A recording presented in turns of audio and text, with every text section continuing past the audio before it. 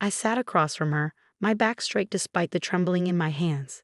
6 years of research and development, countless late nights in the lab, all the breakthroughs I'd achieved for Bennett Technologies. And this was how it ended. Mother, Daniel, my husband, started from his seat beside me, but Victoria silenced him with a sharp look. No, Daniel, this isn't up for discussion. The board agrees with me. Olivia's experiments might have been entertaining when we were a smaller company, but we're going public in 6 months. We need real leadership, not a scientist playing at being an executive. My name is Olivia Foster Bennett, and at 32, I was about to be forced out of the company I'd helped build. Not that Victoria would ever admit my contributions. To her, I was just the girl who'd married her precious son, the one who didn't quite fit into her polished corporate world. The timing of the product launch is critical, Victoria continued, her voice dripping with fake sympathy. We need someone with real business experience to handle this. Margaret will be taking over the R&D department effective immediately. Margaret Phillips, Victoria's goddaughter, sat at the far end of the table, trying and failing to hide her smug smile. She'd been gunning for my position since she joined the company 3 months ago, armed with an MBA from Wharton and a pedigree Victoria approved of. I glanced down at the papers in front of me, the transition agreement they expected me to sign. A generous severance package, they called it. More like hush money to keep me quiet while they pushed me out. And if I refuse? I asked, my voice steadier than I felt. Victoria's smile tightened. Then we'll have to revisit your employment contract. I'm sure you remember the non-compete clause. It would be a shame if you couldn't work in this industry for the next 5 years. Of course I remembered. I'd helped draft that contract back when I thought I was protecting our company, our family. How naive I'd been. Daniel shifted uncomfortably beside me. Mother, maybe we should discuss this further. Olivia's work has been crucial too. Enough, Daniel, Victoria snapped. This isn't about sentiment, this is business. The board has made its decision. I looked around the room at the board members, men and women who'd watched me grow this company from the ground up. None of them would meet my eyes. They were all too afraid of Victoria Bennett, the CEO who turned her late husband's small tech firm into a major player in the industry. What they didn't know, what Victoria had forgotten in her rush to push me out, was that I'd done more than just tinker in my lab. Every major breakthrough, every patent that had made Bennett Technologies a valuable acquisition target, had my name on it. Not the company's name. Mine. But I kept that knowledge to myself as I stood up, gathering my papers with steady hands. I'll need time to review these documents with my lawyer, I said calmly. Victoria waved dismissively. Take all the time you need.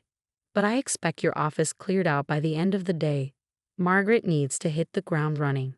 I nodded, not trusting myself to speak. As I walked toward the door, I heard Margaret's voice, sickly sweet. Don't worry, Olivia. I'll take good care of your projects. I didn't respond. Let them think they'd won. Let them believe I was just another corporate casualty pushed aside for someone with better connections and the right background. They had no idea what was coming. The elevator ride down to my office felt surreal. 6 years of memories flashed through my mind. The late nights working on prototypes, the breakthrough moments, the celebrations when we landed major contracts. I'd met Daniel here, both of us fresh out of graduate school, idealistic and ready to change the world. He'd been different then, before his mother's influence had slowly chipped away at his backbone. The Daniel I fell in love with would have stood up for me, would have recognized the injustice of what was happening. But that Daniel had disappeared somewhere between our wedding day and his promotion to CFO. When I reached my office, my soon-to-be former office, I found boxes already stacked by the door. They hadn't even waited for me to agree to their terms. Typical Victoria, always assuming she'd get her way. I sat down at my desk one last time, running my fingers along the smooth surface. This wasn't how I'd imagined my last day would be. I'd always thought when I left, it would be on my terms, maybe to start my own company or take on a new challenge. Instead, I was being pushed out by a woman who'd never accepted me, never seen me as anything more than an inconvenience, the scientist who'd somehow trapped her son into marriage. My computer pinged with a new email, from Victoria, of course. HR will assist with your exit process. Please ensure all company materials remain on premises. We'll mail any personal items after they've been cleared by security. Regards, Victoria Bennett, CEO, Bennett Technologies. I couldn't help but laugh. She really thought she had everything under control. She'd probably already drafted the press release announcing Margaret's promotion, spinning some story about exciting new leadership and fresh perspectives.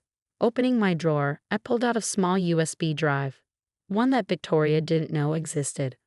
On it was everything I'd need: copies of my patent applications, email trails proving my ownership of key technologies, and documentation of every breakthrough I'd achieved while carefully maintaining my individual rights. Victoria had been so focused on pushing me out that she'd forgotten one crucial detail. I'd never signed over my patents to Bennett Technologies. They had a license to use my technology, yes, but the underlying intellectual property? That belonged to me. I slipped the drive into my pocket just as there was a knock at my door. Daniel stood there, looking uncomfortable in his perfectly tailored suit. "Liv," he said softly, using the nickname he hadn't used in months. "I'm sorry. I tried to talk to her, but you know how she gets." I stared at him, really looking at my husband for the first time in a long while. When had he become this? This weak, spineless version of the man I'd married? "Did you know?" I asked quietly. "Did you know she was planning this?" He couldn't meet my eyes. She mentioned some concerns about the IPO, about how investors might perceive. Perceive what, Daniel? That your wife actually knows what she's doing? That I'm more than just some hobby scientist playing at business? "That's not fair," he protested weakly. "Mother's just trying to do what's best for the company." I shook my head, disappointment heavy in my chest. "No, she's doing what's best for her image, and you're letting her, just like you always do." He took a step forward, reaching for my hand, but I pulled away. "Don't," I said. "Just don't." The hurt in his eyes might have moved me once, but not today. Not after this. "I'll have my things out of the house by tonight," I told him, turning back to my desk. "I think it's best if I stay at a hotel for now." "Liv, you don't have to." "Yes, I do." I started gathering my personal items. The few things that weren't company property: my framed diplomas, a photo of my parents, the small robot figurine I'd built in college that had started me on this path. "We can work this out," Daniel said, hovering in the doorway. "Once the IPO is done, maybe." I cut him off with a sharp laugh. "The IPO. Right? Good luck with that." He frowned, catching something in my tone. "What do you mean?" But I just shook my head, picking up my bag and a small box of belongings. "Goodbye, Daniel.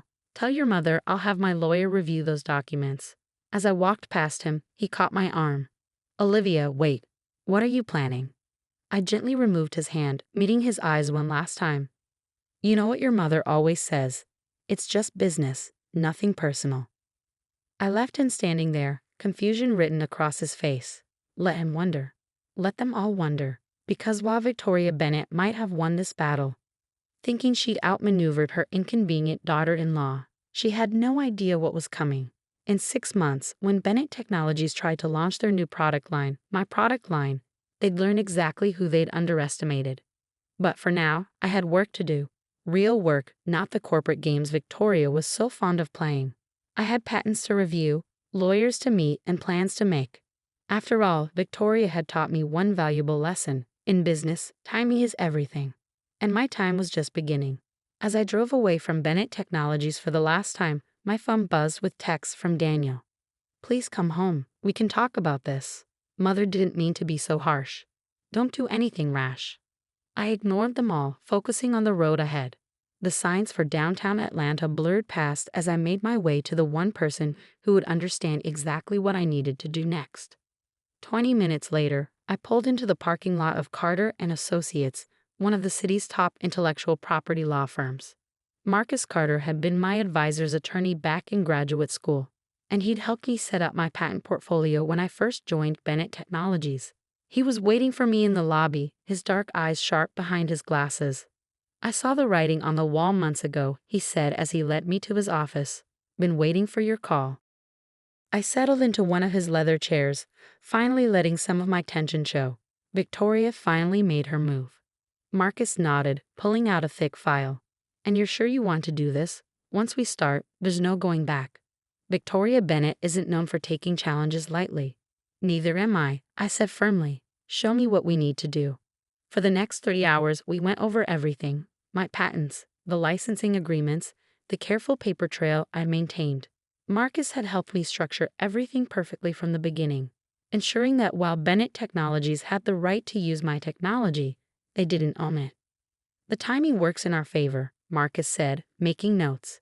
They can't launch the new product line without your patents, and any attempt to work around them would set them back years.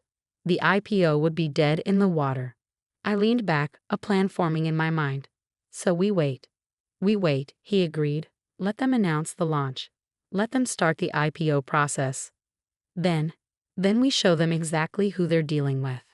As I left Marcus's office, I felt lighter than I had in months. Victoria thought she'd backed me into a corner, but she'd actually given me exactly what I needed: freedom to make my next move without her constant surveillance.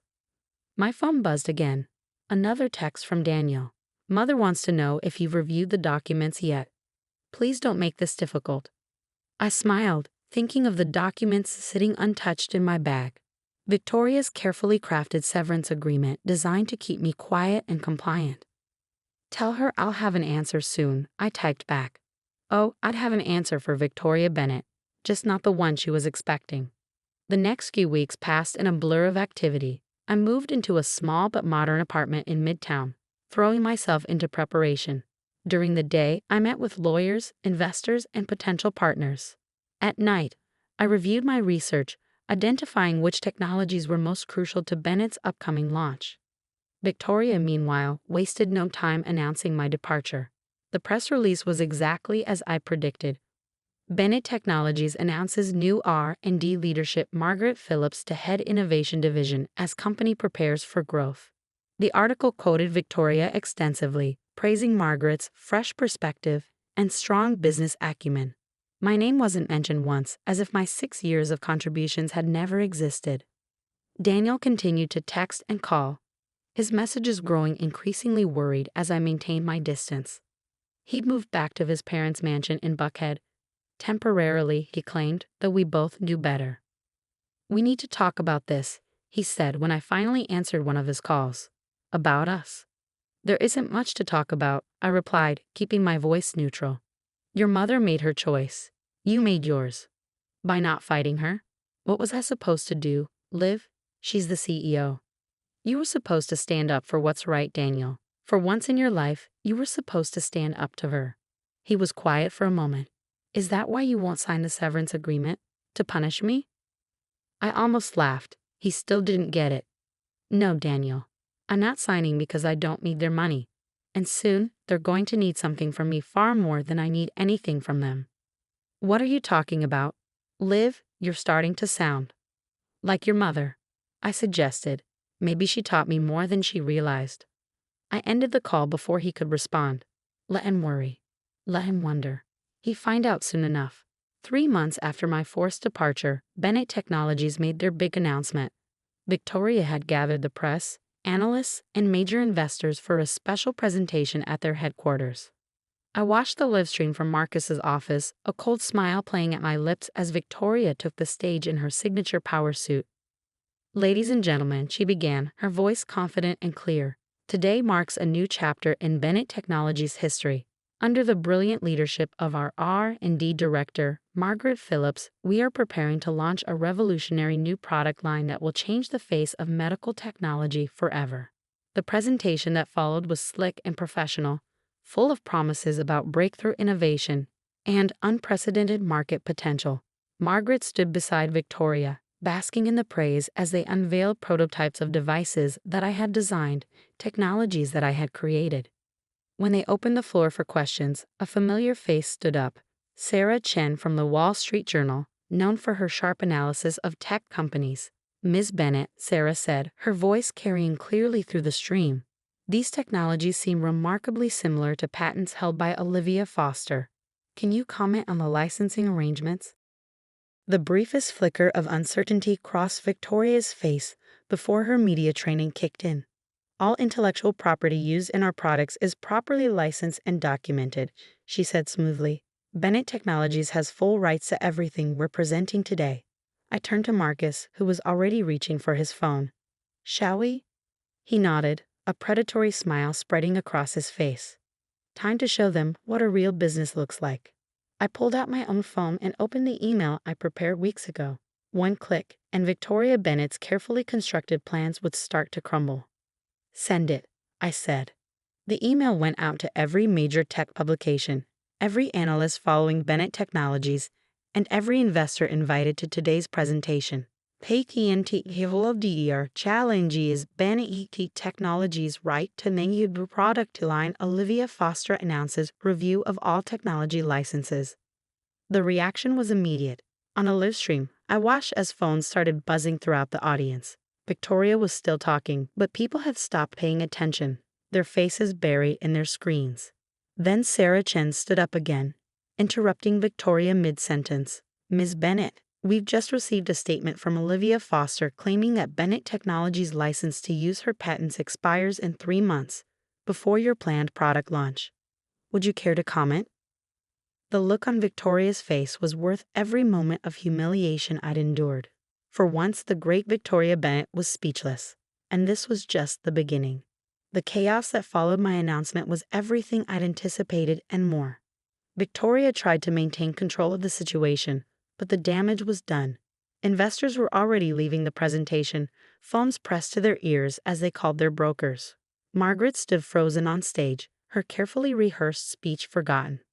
I closed my laptop, turning to Marcus with a satisfied smile. How long before she calls? He checked his watch. Given her temper, 3, 2, 1. My phone lit up with Victoria's number right on cue. You should take it, Marcus advised, already reaching for his notepad. Remember, every word matters now. I answered on the third ring, keeping my voice professional and calm. Hello, Victoria. What do you think you're doing? She hissed, her composure finally cracking. Do you have any idea what you've just done? Actually, I do, I replied. I'm protecting my intellectual property rights. Isn't that what you taught me about business? Always protect your assets? Your assets. She practically spat the words. Everything you developed was for Bennett Technologies. You can't just. Can't what, Victoria? Can't stand up for myself. Can't run a real business. I let my words sink in before continuing. Check your contracts. Every patent, every innovation you just promised your investors, they're all licensed to Bennett Technologies under my name. And those licenses expire in exactly 3 months. There was a long pause. I could almost see her face, that perfectly controlled mask slipping as she realized the magnitude of her mistake. What do you want? She finally asked, her voice tight. I want what I've earned, but we can discuss the details with our respective legal teams. I'm sure you'll want to review everything thoroughly this time. This isn't over, she warned. No, I agreed. It's just beginning. I ended the call and looked at Marcus, who was grinning broadly. Well done, he said. Very well done. But we both knew this was just the opening move. Victoria Bennett hadn't built her empire by backing down from a fight, and she wasn't about to start now. Sure enough, within hours, Bennett Technologies' legal team began flooding Marcus's office with demands and threats. They claimed my patents were developed under work-for-hire agreements. They threatened to sue for breach of contract. They even tried to argue that my marriage to Daniel gave the company rights to my intellectual property. But Marcus and I had prepared for everything. Every contract, every patent application, every piece of documentation had been carefully structured from the beginning. I might have been naive about office politics, but I'd never been naive about protecting my work. Daniel showed up at my apartment that evening, looking more disheveled than I'd ever seen him. His tie was loose, his hair a mess from running his hands through it. Can I come in? He asked when I opened the door. Please, Liv. We need to talk. I considered turning him away, but something in his expression made me step aside. He walked in, taking in my new space, the modern furniture, the small but well-equipped home office, the wall of technical books and journals. You've been busy, he said quietly. Someone once told me that success requires dedication. I replied, thinking of all the times Victoria had lectured me about real business. He sank onto my couch, looking defeated. Mother's furious. The board is in panic mode. Our stock dropped 15% after your announcement.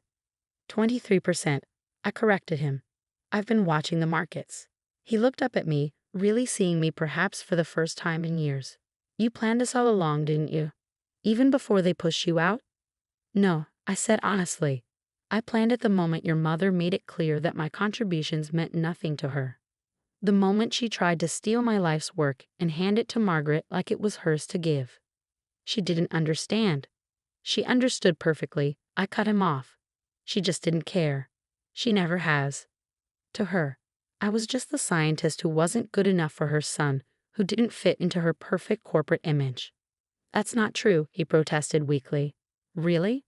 I moved to my desk and pulled out a file. These are copies of emails between your mother and Margaret going back 6 months.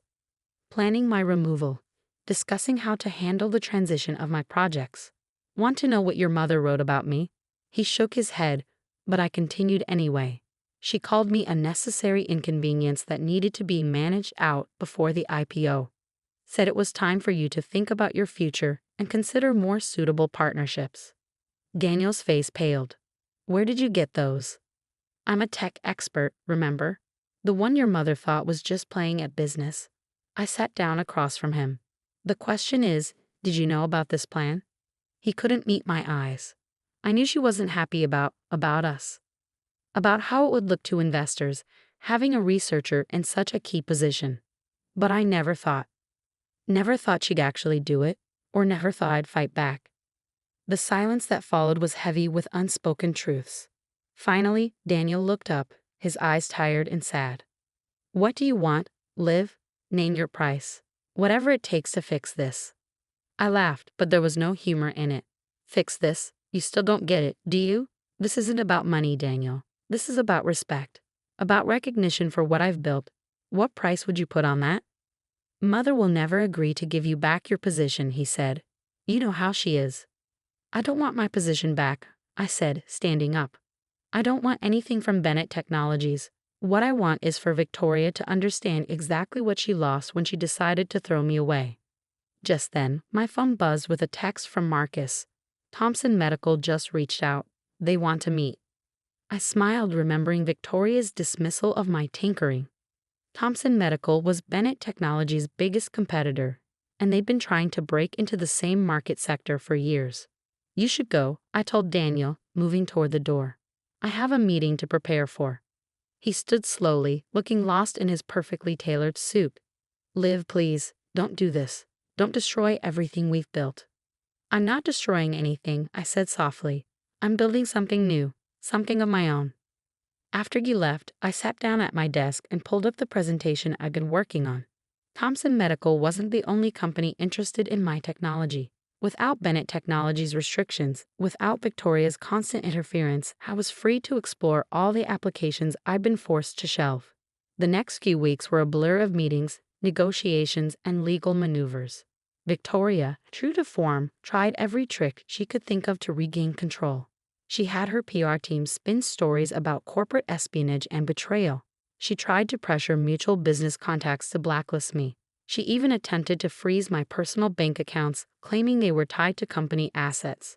But for every move she made, I was 2 steps ahead.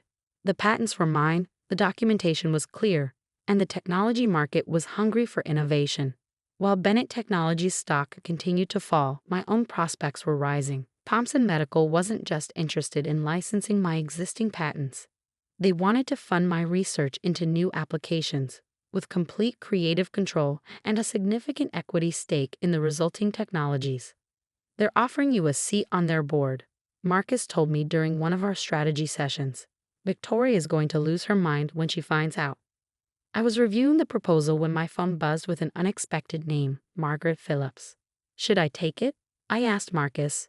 He shrugged. Could be interesting. Hello, Margaret, I answered, keeping my tone neutral. Olivia. She sounded nervous, nothing like the smug woman who'd taken my office. I need to talk to you. In person. It's important. I considered refusing, but curiosity won out.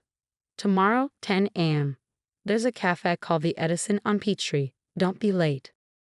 Margaret was already waiting when I arrived the next morning, fidgeting with her coffee cup. Her designer suit looked slightly rumpled, her usual perfect appearance showing signs of strain. Thank you for meeting me, she said as I sat down.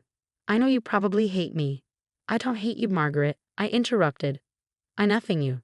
You're just another player in Victoria's game. She flinched but pressed on.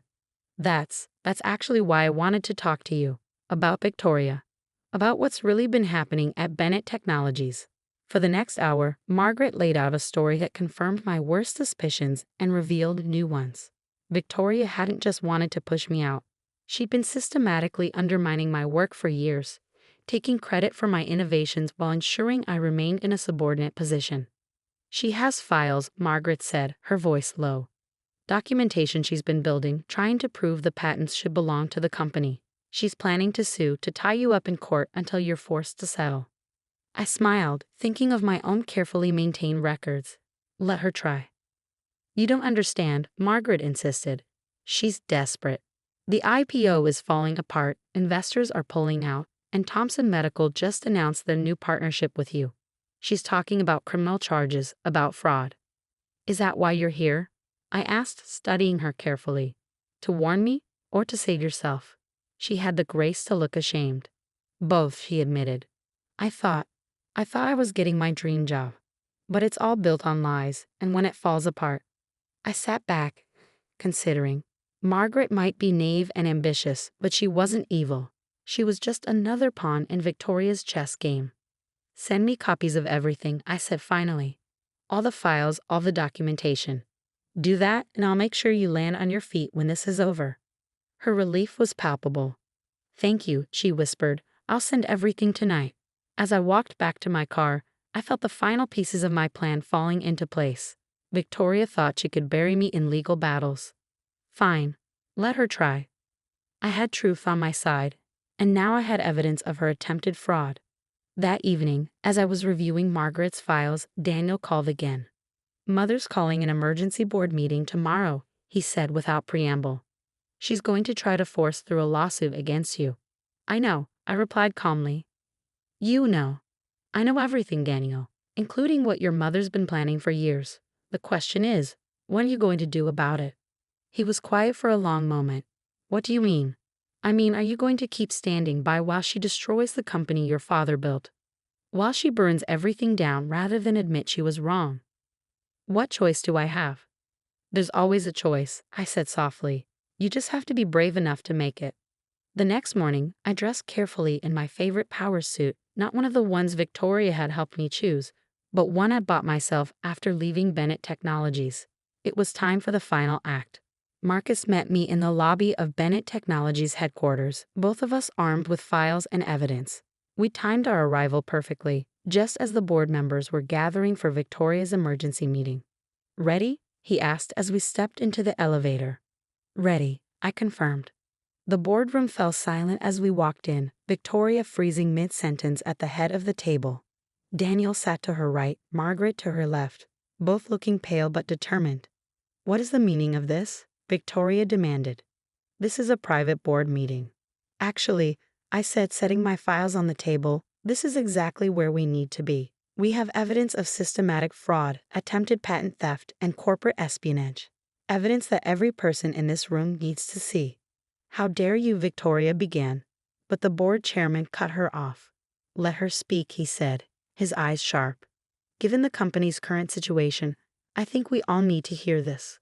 For the next hour, I laid out everything, the documentation of my patents, the evidence of Victoria's attempts to steal them, the proof of her long-term plan to push me out while taking credit for my work.